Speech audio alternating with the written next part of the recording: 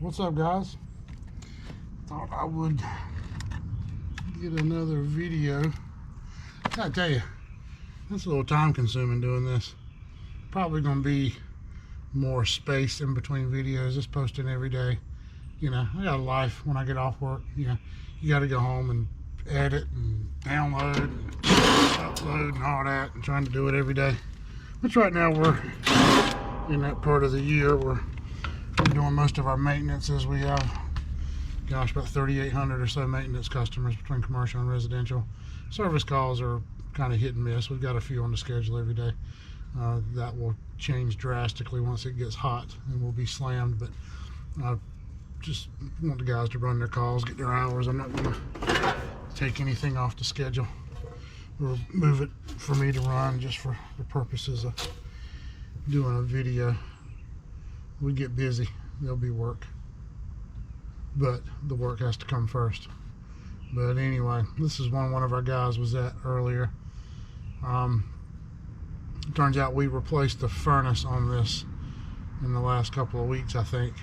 So the main floor system, basement system, then there's a second floor system. Pretty large house. This is a 3.5 ton. This is a Carrier straight AC. It is only, what, 5 years old. So the furnace was the problem they were having. It was older. It wasn't even the 2018 that came with this. They're kind of like playing hopscotch. They do the air conditioner, then they do the furnace. They didn't do it all at one time, so it had the older original furnace in it, which was much older than this, and heat exchanger was plugged up on it. So I think we put a new furnace in. There's a TRANE furnace down there. We've got a Carrier AC and a coil in there. So they've got the original AC. We replaced the furnace. But he was here and said he was getting some funny numbers, I guess, when he was checking the refrigerant charge and the pressure, superheat, subcooling, and all that. And I was trying to ask him questions, and he's a newer PM tech coming out of that military program. Sometimes the vocabulary isn't quite caught up to him yet when you're asking questions. You know, you have to kind of explain what you're talking about. But I just wasn't sure if I was getting the right information, so I just told him to let them know I'll be back by there a little bit later to follow up and double check it myself. So we are here. We're going to hook up to this thing. I may not need the meter right now. I just got it up there, but let's hook up some gauges to it. It's got a Nest thermostat. You'll figure that. And it looks like a S9X furnace, not a S9V. So it probably have the X13 motor in it. And I need to double check the sizing on that furnace probably and check airflow. Make sure the blower's set properly for the cooling. You have to set a speed tap or what speed you want your airflow to run in heating, and then you have to set one for cooling, and I'm wondering if maybe that was the problem. Obviously they pulled that coil out of there when they replaced that furnace, so I also want to make sure it was charged back properly as well. But when I hear 5 degree superheat and 5 degree subcooling with an 89 suction, I'm not thinking low charge. I'm thinking a metering device issue or airflow problem more than likely. You got low superheat and low subcooling. That's not going to be so much of a charge issue. Low superheat and high subcooling would be overcharge. High superheat and low subcooling would be an undercharge. And I didn't have either one of those combinations, at least based on what information I was getting anyway. So I prefer to just come back and put my hands on it and check it and see what we've got. So let me get these gauges pulled up on here, and we'll turn this thing on and see what we're dealing with. I'm hoping it's something simple. And it could be whatever he was using to check pressures, if they weren't calibrated, as temperature probes and clamps, things like that. I tell the guys to calibrate those things. So right now this thing is off, and we're sitting at 172 over 222. It is cool inside. It's like 68 degrees inside. The air we've got that air going through the coil right now. It is a little warmer out here. So it's 79 degrees out here. It's 68 degrees inside the house. And the blower's running. I just turned the breaker off out here so I could get all my stuff together. So, and that pressure is gradually stabilizing out. But oh, that's making me think a TXV problem too. I don't know. Let's see what we got.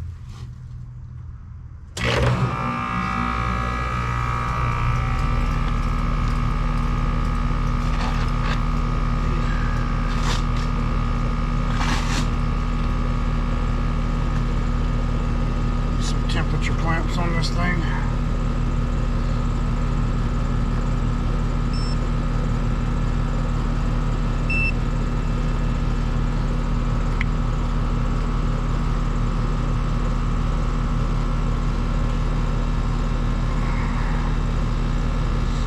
Refrigerant 410A.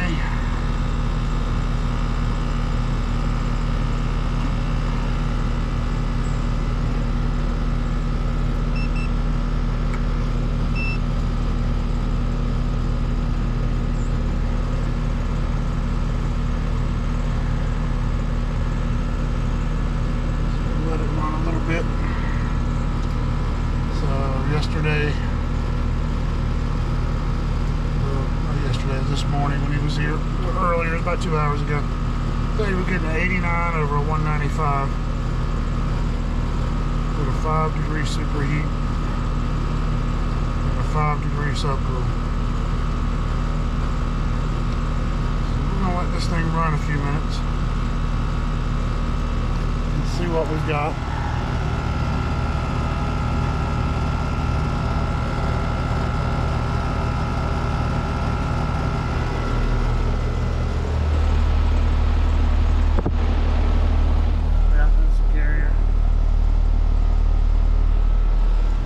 Like I said, it's only 5 years old, and they really only needed a furnace, so that's what we installed. And so let's see what this thing's doing. It's not doing anything close to what was described to me, but better safe than sorry to come back and take a look at it. And the new guys, as they come along, they get the vocabulary down, and you ask them questions. You know, what are your pressure, superheat, subcooling? What's your evaporator temperature? Sometimes that throws them off. You know, they know how to calculate the superheat, but knowing that one of those numbers is coming from the evaporator temperature, you know, it's you're looking at your gauges, pressures. Go down, get your temperature where your needle is. That's why I really like using analog gauges. I mean, stuff like this, the digital gauges, they're quick. If you're experienced at getting your superheat and subcooling, that's okay to use those. A little shortcut, make things a little easier. I like the guys when they start out to use analog gauges so they can get used to doing the math in their head, looking at their pressures on their gauges, converting that to a coil temperature, a saturation, or an evaporator, condensing liquid with the condenser, your subcooling. When is your high discharge or your high pressure? When is it getting subcooled to the point where it condenses back to a liquid? Your subcooling, your superheat, what temperature are you looking for in that evaporator where it's going from that liquid to that gas? And doing it manually, being able to look at the gauges, a temperature clamp out here on this, and do the math. And then when I'm comfortable with that, going to digital equipment, which is fine, I like it, but batteries go dead or your gauges don't cut on one day, you got to be able to do that in your head and look at your gauges. But I like analog gauges because I just feel like I'm more of a direct attachment to the equipment with analog gauges. That flutter you get with non-condensables, or you got air in the lines or something like that, it reacts in ways that digital gauges don't. You just feel like you have a more direct link. So right now we are running a 2-degree superheat. We are $4.99. I'm doing good over here with my subcooling at 8 degrees. My head pressure is good. My subcooling's good. That 2 degree superheat is bothering me a little bit. That low suction. Now it is about 67, 68 degrees in there right now, and now I've got colder air getting pumped into the house. So I want to go check that airflow real quick, check the static on that duct system, and then probably check where my airflow setting is in that furnace for my cooling airflow speed. So let's go take a look at that real quick.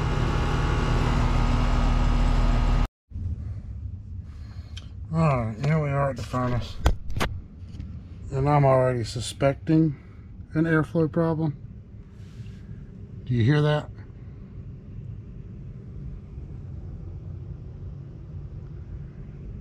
Hear how quiet that is? And we got a 3.5 ton system, so we need to be moving what, 1400 CFM, 1300, 1400. That doesn't sound like 13 or 1400, even at 350 CFM per ton. So at 900, 1050, you're at 1200, roughly there, 11 to 12. So that's quiet. I mean, I'm whispering, you can hear, usually you can tell. Anyway, we'll check, see what this speed tap is set to. Maybe it's something that simple. They put the furnace in, and then they set everything up for heating, weren't thinking air conditioning. And let's see what,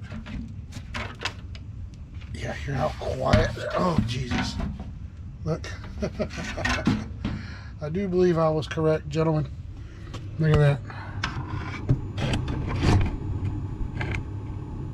Speed tap 1. Speed tap 1.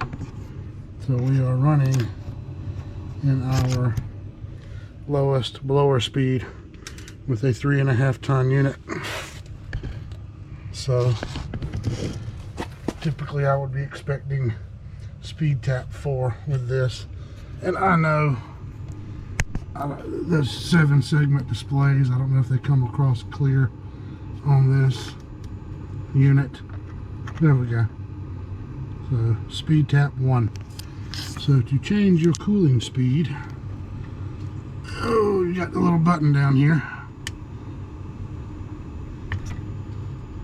So that's for here, last 6 fault codes. Then you got your software thing, cooling off delay, set for 0. Let's set that for about 90 seconds.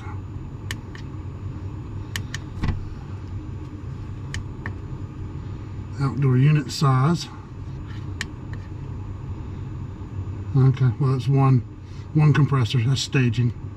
So we're good. That's right. I don't think you set the unit size on the S9X because it's a XV or X13 motor. You're going to set that on your variable speed. You'll put your tonnage in, then your CFM per tons, and it'll self-calculate. So we've got a single stage unit for the outdoor unit. Heating off delay.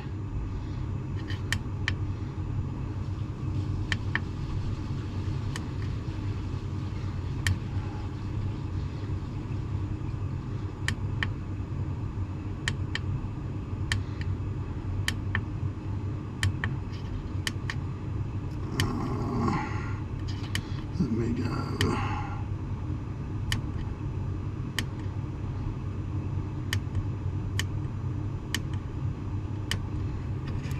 Through this thing again. Heating off delay. Okay.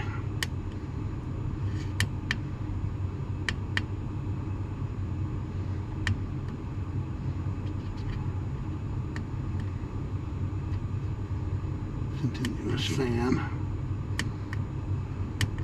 Keep skipping over it. Come on.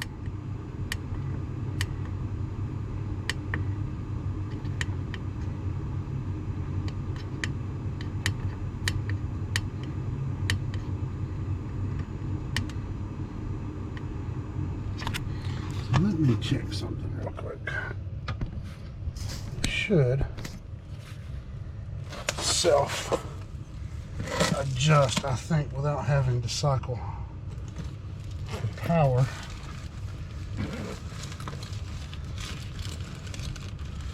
Let me confirm something real quick. May have to pull the book out and take a look at it.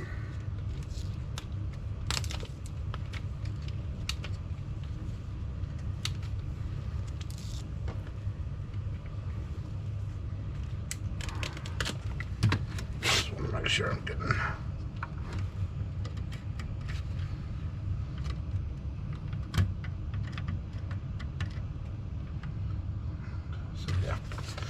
Alright, let me pull that book out real quick and take a look at something. Okay, so I've got the book out and I've gone in there and I set that for speed tap 6. We're going to go a run test on this. Oh, you've got your test modes. You basically go through the menu function there until you see run on the screen. Then you'll hit the option button. It'll flash 3 times. Then the first test, it's going to start the inducer first stage 30 seconds. Then it's going to run second stage inducer for 30 seconds. Turn on the igniter for 10 seconds and run first stage compressor for 10 seconds. It's going to run the blower for heat. And just we'll see what it does.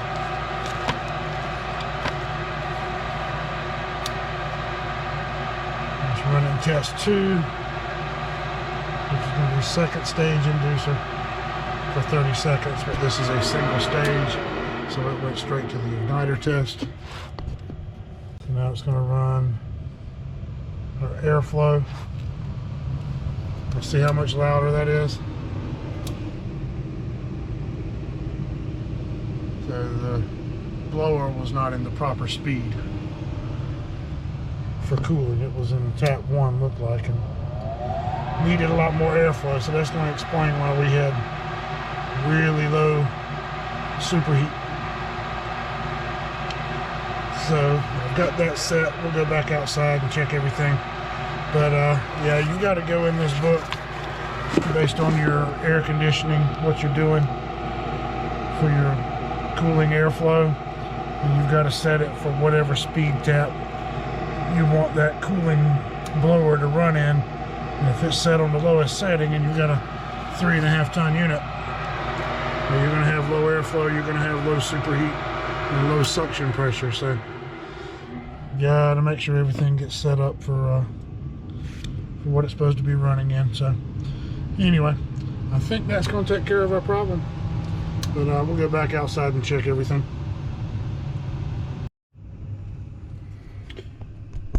Guess what else I noticed? So we have a single stage unit outside, 3.5 tons. We're running at a continuous fan right now, actually.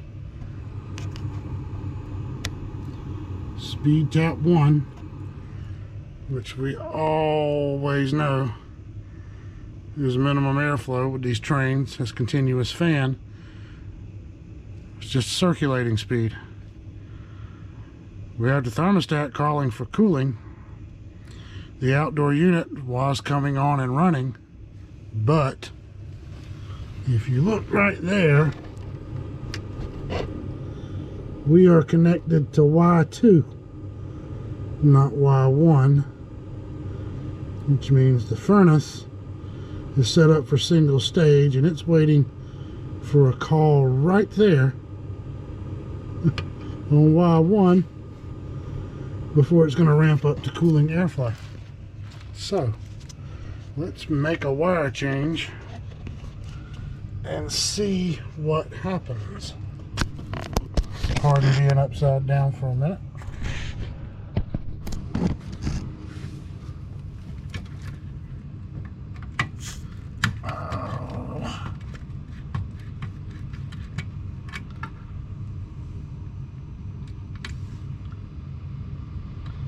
Oh boy.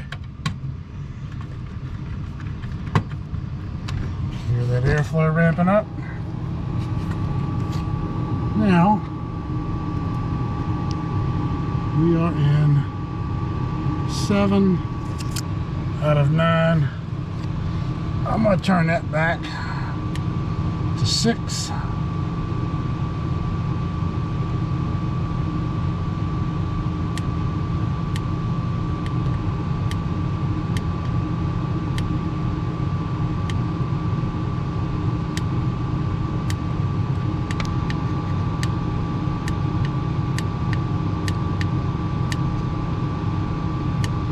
Now, let's go see what our pressures are outside.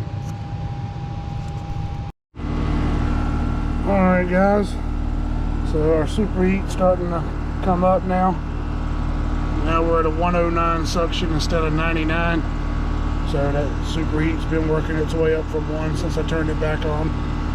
So it is 66 degrees in the house, but that 99 suction was definitely a problem, which is basically indicating low airflow, and that was the problem. The speed tap needed to be set for the proper airflow and cooling, and obviously if you set that furnace up for a single stage, single compressor, you have to connect your Y from the thermostat to Y1, not Y2 in the furnace, because if you set it for Y2 and you put your thermostat wires on Y2, it's just going to get a call for G. It's been set up for a single stage furnace, so now it's still waiting for a call for Y, and without that call being there because it wasn't corrected in the right connected to the right place, the only thing the furnace knew to do was run the fan in circulation mode, because that's the only call it was getting. So got to make sure the wires are connected in the right spot. You got to make sure this new equipment is set up, airflow speeds, CFMs per ton, variable speed systems, communicating air handlers, what tonnage your outdoor unit is, so it calculates the right airflow. I miss the old days of just a red, an orange, a purple, and a black wire, low, medium, high, and high. Check my static and get out of there. But that's the way it is these days, guys. Anyway, thanks for watching. Appreciate it. Like, subscribe, and we'll see you next time around. Have a good day.